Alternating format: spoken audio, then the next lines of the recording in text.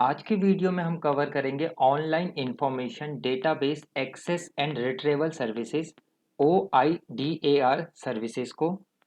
Video में हम cover करेंगे OIDAR सर्विसेज कौन सी होती हैं, OIDAR सर्विस का जीएसटी के अंदर टैक्स इफेक्ट देखेंगे और OIDAR सर्विस का हम डायरेक्ट टैक्स जिसे इक्वलाइजेशन लेवी भी कहते हैं उसके का भी हम टैक्स इफेक्ट देखेंगे।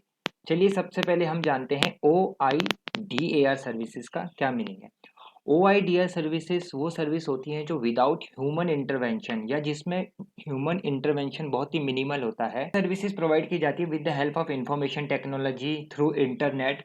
फॉर एग्जांपल मैं आपको इस पे अगर एक एग्जांपल देना चाहूँ, आपने नेटफ्लिक्स का सब्सक्रिप्शन परचेज किया है। आप जब उसका सब्सक्रिप्शन अमाउंट पे करते हैं तो उसके बाद आप वहाँ रिकॉर्डेड वीडियोस का एक्सेस ले पाते हैं।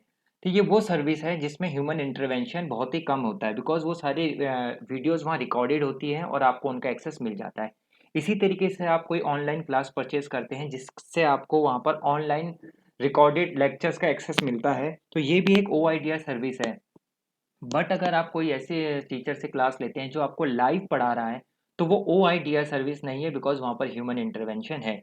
इसके कुछ और एग्जांपल हैं, cloud service, online gaming, online advertisement. ये सारी सर्विसेज वो सर्विस हैं जहाँ पर ह्यूमन इंटरवेंशन ना के बराबर होता है and with the help of information technology and internet ये सर्विसेज प्रोवाइड की जाती है।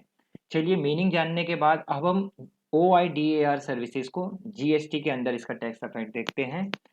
अगर आप कोई ऐसी सर्विस आउटसाइड इंडिया से इंडिया में इंपोर्ट करते हैं, that means service provider India से बाहर है और आप इंडिया में हैं, तो आपने वो सर्विस जब इंपोर्ट करी तो हम देखते हैं कि आपके पास जीएसटी रजिस्ट्रेशन है। अगर आप रजिस्टर्ड पर्सन हैं और आपके पास जीएसटी रजिस्ट्रेशन है तो आपको उन सर्विसेज पे RCM के अंडर जीएसटी पे करना पड़ेगा। आपकी लाइबिलिटी है कि आप उस पर जीएसटी पे करेंगे। बट अगर आपके पास जीएसटी रजिस्ट्रेशन इंडिया में नहीं है, आप अनरजिस्टर्ड पर्सन है, जैसा कि अभी मैंने आपको एग्जांपल दिया था नेटफ्लिक्स का, आप नेटफ्लिक्स का सब्सक्रिप्शन लेते हैं तो इस केस में नेटफ्लिक्स जो बाहर की कंपनी है उसकी लाइबिलिटी है कि वो इस पे जीएसटी पे करेगी।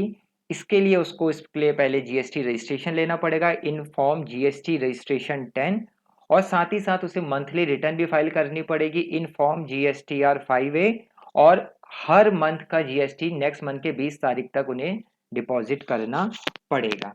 तो ये तो था जब आपने सर्विस आउटसाइड इंडिया से इंडिया में इंपोर्ट करी। अगर यही OIDAR सर्विसेज प्रोवाइडर इंडिया में है और आप भी इंडिया में हैं तो ये एक नॉर्मल सर्विस है, वो आपको सर्विस प्रोवाइड कर रहा है तो उस पर वो जीएसटी चार्ज करेगा और आप उस पर उस इनवॉइस पे जीएसटी पे करेंगे। जैसे for example Google India private limited India में रजिस्टर्ड है, वो आपको बहुत सी ऐसी OIDR सर्विस प्रोवाइड करती है, जैसे ऐड की सर्विस प्रोवाइड करती है, वर्क स्पेस सर्विस प्रोवाइड करती है, क्लाउड सर्विस प्रोवाइड करती है, और वो सारी उन सर्विसेज पे जीएसटी चार्ज करती है। चलिए आगे बढ़ते हैं, अब OIDR सर्विस का इफेक्ट डायरेक्ट टैक्स के अंदर देखते हैं।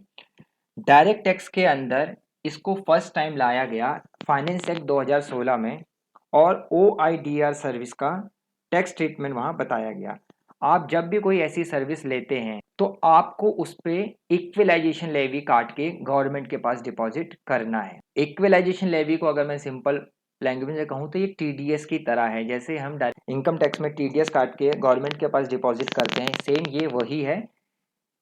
तो फाइनेंस एक्ट 2016 में सबसे पहले OIDR सर्विस को लाया गया, और इसमें कौन सी सर्विस लाई गई केवल स्टार्टिंग में, ऑनलाइन एडवर्टीजमेंट। मतलब आप कोई ऑनलाइन एडवर्टीजमेंट की सर्विस लेते हैं आउटसाइड इंडिया से, नॉन रेजिडेंट से, और आप उसको कुछ पेमेंट करते हैं और during the whole year financial year आपकी पेमेंट 1 लाख रुपए से ज़्यादा होती है तो आपको उस पर 6% की इक्विलाइजेशन लेवी डिडक्ट करनी है और गवर्नमेंट के पास जमा करनी है।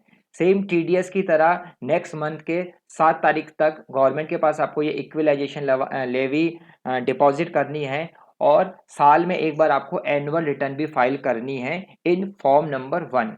फाइनेंशियल ईयर एंड खत्म होने के बाद 30 जून या उससे पहले तक आपको ये एनुअल रिटर्न गवर्नमेंट के पास सबमिट करनी है, फाइल करनी है। अगर आपकी पेमेंट 1 लाख रुपए तक है तो आपको कोई इक्विलाइजेशन लेवी डिडक्ट करके डिपॉजिट करने की जरूरत